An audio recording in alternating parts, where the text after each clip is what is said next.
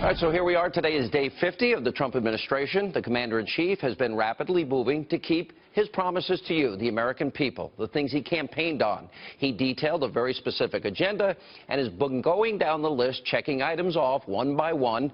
And today also, good news, we learned that 235,000 new jobs were created in February alone.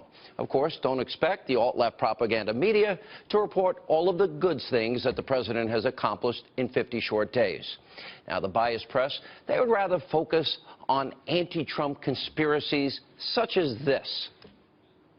CNN has learned that the nation's top intelligence officials provided information to President-elect Donald Trump and to President Barack Obama last week about claims of Russian efforts to compromise President-elect Trump. CNN learns the FBI is continuing to investigate an odd computer link between a Russian bank and the Trump organization. Vladimir Putin over there in the Kremlin did everything he could to put guess who in the White House.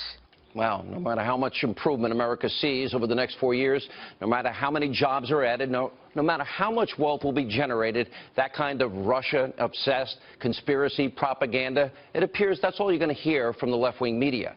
Now, meanwhile, none of the so-called journalists are even willing to conduct an investigation behind this unprecedented and, in some cases, absolutely criminal leaks that are happening in Washington, like the ones you see right there on your screen. Those are leaks since Trump's become president.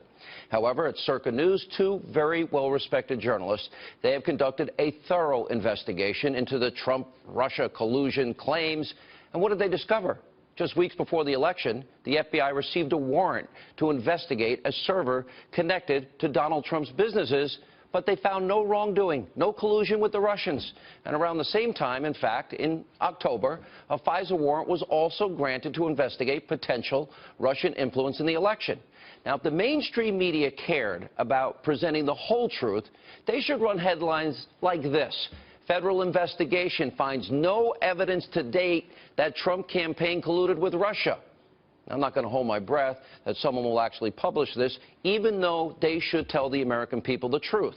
And that's the problem. Time and time again, the media is so focused on pushing their radical, lazy agenda, they fail to see the truth that's right in front of them. Now, they never vetted Barack Obama. They never admitted to colluding with the Clinton campaign and acting as their surrogate. And they utterly failed to predict the rise of President Trump. So who can disagree with me that they are abusively biased? Who can disagree with Steve Bannon when he calls them the opposition party in this country? Now, many in the media, they're so deeply invested in seeing that President Trump fails. Well, many deep state, Obama-era holdovers, they're still entrenched in government. And by the way, I'm not the only one that feels this way. For example, former Democratic Congressman Dennis Kucinich, he said that President Trump has a point about the wiretapping. Take a look. People who are saying about President Trump's claim, oh, it could never happen. Well, frankly, it happened to me. And I had proof because the Washington Times actually let me listen into a tape that was made of a conversation in my congressional office. It was a conversation between myself and a foreign leader. The conversation was approved and cleared by House attorneys who said, yes, you can do that. That's your constitutional right. But someone had intercepted it, that my phone wasn't safe in a congressional office. Now, if they can do that to a member of Congress, they can certainly do it to a presidential candidate, and they can do it to private citizens as well. Dennis Kucinich is right. And former Clinton campaign manager Robbie Mook, he also confirmed that some Trump campaign conversations were, in fact, wiretapped. Watch this. You say there was a wiretap. That there was a wiretap of Russian agents, and that those Russian agents were communicating with Trump staff. That's why they were picked up. How do you know that? Intelligence community.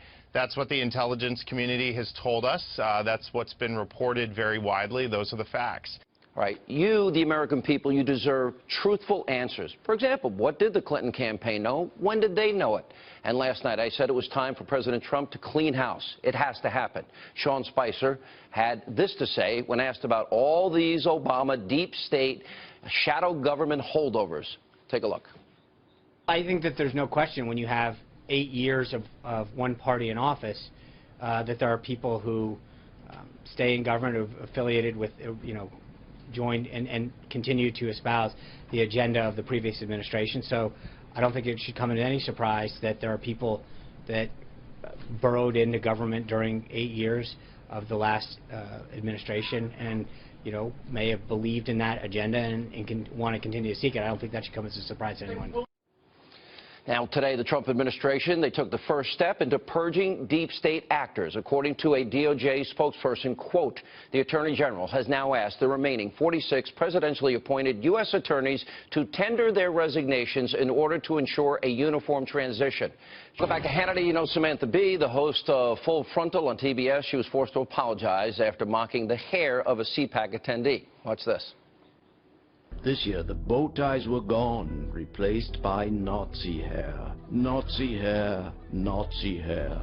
Nazi hair, Nazi hair. Well, it turns out that one of the people that Bee is making fun of, Kyle Coddington, well, has hair like that because he has stage 4 terminal brain cancer. Now, Bee did finally apologize to Kyle, but here's what he said on Fox & Friends earlier this morning. The effects of this go much further than just insulting me and the illness itself. It's just inconsiderate and very unprofessional to, lump together anyone with a certain hairstyle or just the way they look. Here with reaction, the host of Tommy on the Blaze, Tomi Lahren, and Democratic strategist Jessica Tarlov. You're too nice. You're not going to support this. I know you for too long a period of time. Who would support this? I mean, she did the right thing, obviously, in apologizing, and she donated to his GoFundMe page. Okay, great. But there's a bigger issue here, is that the names, the vitriol, the hate, the outbursts from Madonna to wanting to blow up the White House and the insanity of Ashley Judd and all the snowflakes, it's really gotten out of hand. And I don't hear people on your side saying, guys, you're making us look dumb and stupid. Knock it off. I think I have said that, even maybe on your program. You're saying Democrats are dumb and stupid. No, I don't think I'm saying that. You're saying the snowflakes are. Some snowflakes. I personally don't consider myself a snowflake. I wear black all the time, too. But what I would say is that, yes, liberals shouldn't do this. This is also a trademark of comedians, that they make fun of people's physical appearances. She did the right thing. Now I would also like an apology from Alex Jones for talking about Michelle Obama, calling her a, quote, tranny. Mark Dice, who said during the DNC, oh, look, we have a transgendered speaker. Who's Mark Dice? He's a conservative web host. Donald Trump, mocking a disabled reporter. Alicia Machado, Miss Piggy. You don't know Donald Trump? You know, I do know these people, but my question for Jessica would be, and this is just an honest question I want to know, do you think that this was a conservative host, even a conservative comedian host, do you think that the left would have called for them to step down, called for them to resign? Step down from not what? Whether you from think her show on not TBS? That if yes. Do you think that the left would have asked a conservative host to stand down or to be fired? Well, if a conservative host had said to stand down every day. No. Do you think that? No, Jessica, that's not my question. Do you think that the left would have asked a conservative host to be fired if they had made these comments? I think that I'm not really understanding. Would the left have asked Alex Jones, when he called Michelle Obama a, quote, tranny, to stand down? Yes. I'm asking I think what you. Tommy, let me see if I can jump in. Because what Tommy's pointing out is a real clear present danger for all conservatives. There are groups that monitor, and I know who they are, in their underwear, total losers in life, that monitor 3 hours of my radio show, an hour of TV, in the hopes that I say one word, one phrase, one sentence wrong, no chance to apologize, even if it was an honest mistake, in the hopes that they can target my advertisers and silence us. Tommy, is that what you're suggesting here? That's exactly what I'm saying. I'm saying I don't think that Samantha Bee should be fired. I think she made a mistake. I think that she apologized for it, and that's wonderful. I'm saying the hypocrisy of the left. Because if this would have been a conservative host, oh, my goodness. But all hell would have broken loose. So I did understand your question. I named, when I started, a bunch of conservatives who have said awful things, including the President of the United States of America, who called Alicia Machado Miss Piggy, who said Carly Fiorina, look at that face. I mean, crooked Hillary, even. We're talking about a candidate for President of the United States. But does the left have Hillary the same outrage about this?